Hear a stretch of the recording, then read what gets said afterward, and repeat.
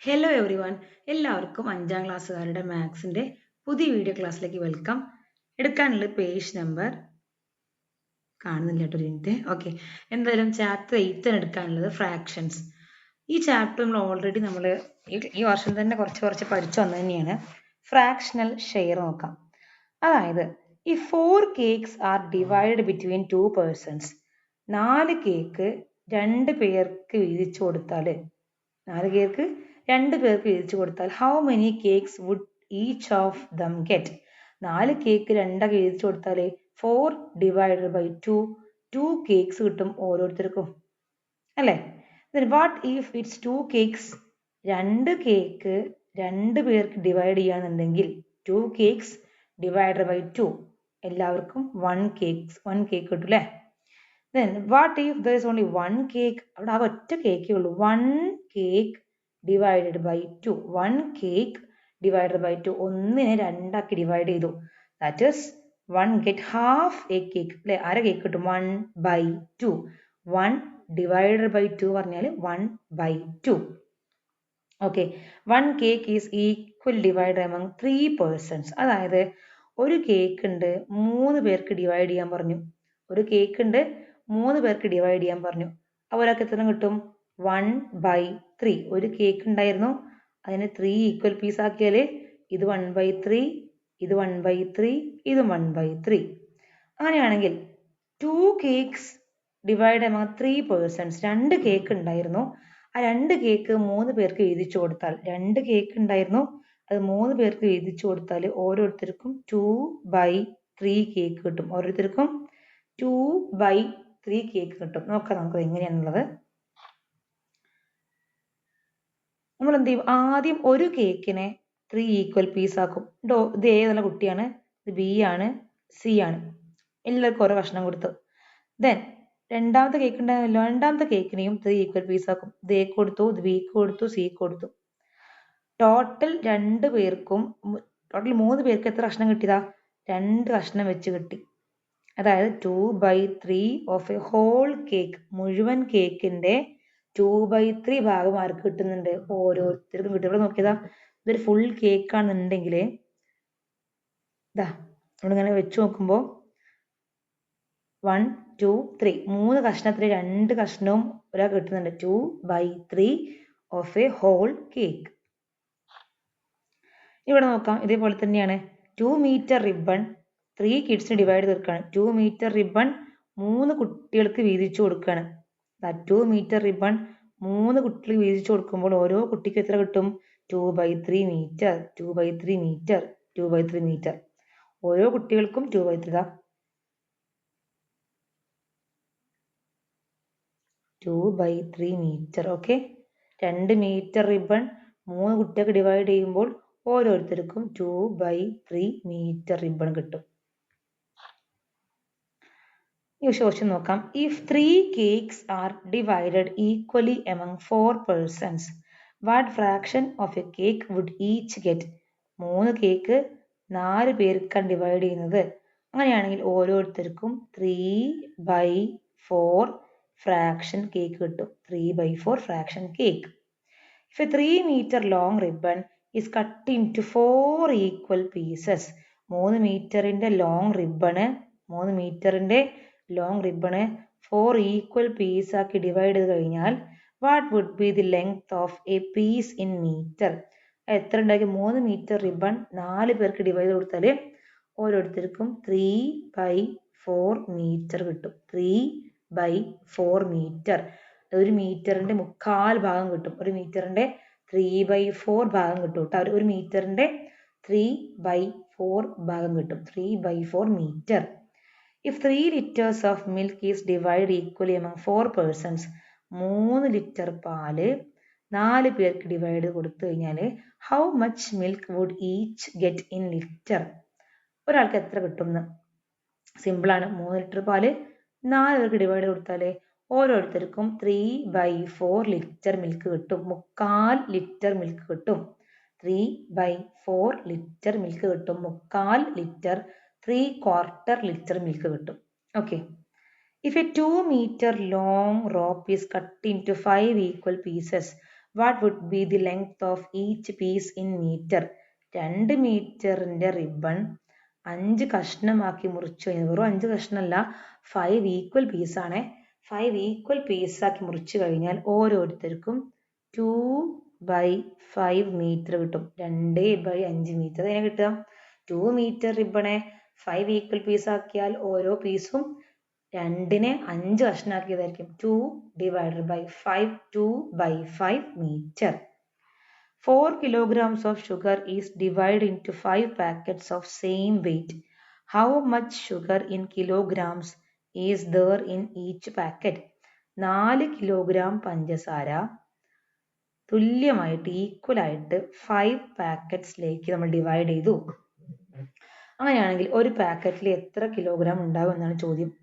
4 kilogram പഞ്ചസാരനെയാണ് 5 equal വലുപ്പത്തിലുള്ള പാക്കറ്റിലേക്ക് divide ചെയ്ത്.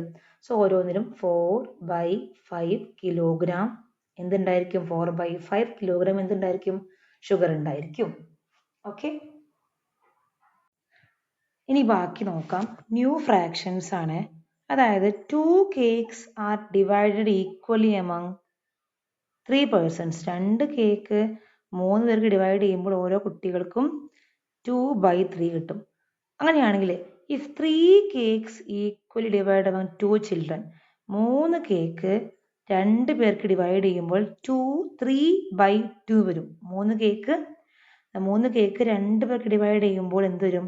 3/2 എന്ന് വരും. നോക്കി ഇതാണ് 2 കുട്ടികൾ, child number A and child number B. അപ്പോൾ ഒന്നാമത്തെ കുട്ടിക്ക് 3 കേക്ക് ഉണ്ട്, 2 കുട്ടികളുണ്ട്.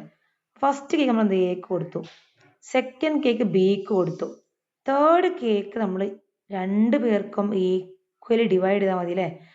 ഈക്വൽ ഡിവൈഡ് ചെയ്തു, ഇത് എക്ക് കൊടുത്തു, ഇത് ബിക്ക് കൊടുത്തു.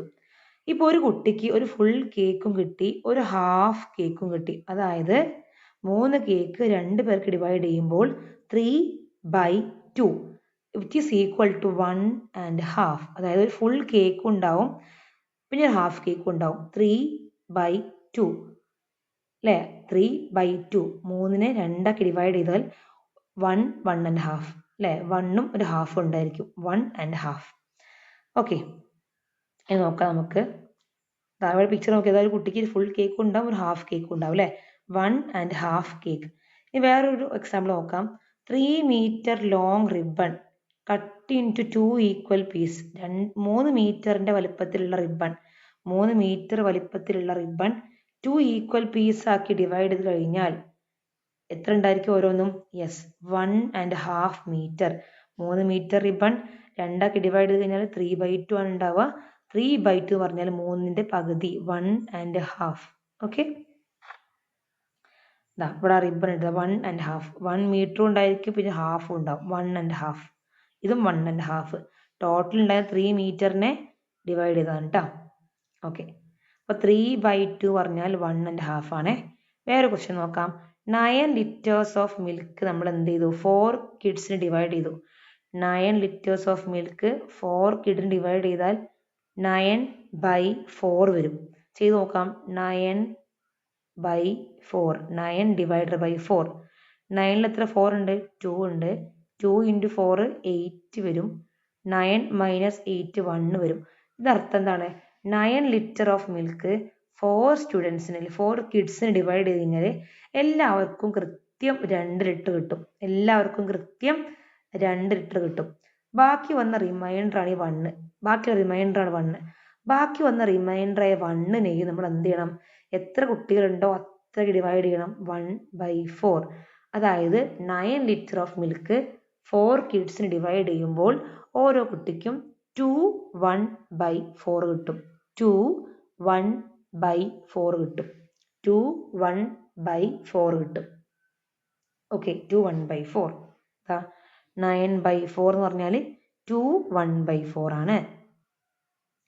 വേറെ ക്വസ്റ്റ്യൻ നോക്കാം. 8 meter long string is cut into 5 equal parts.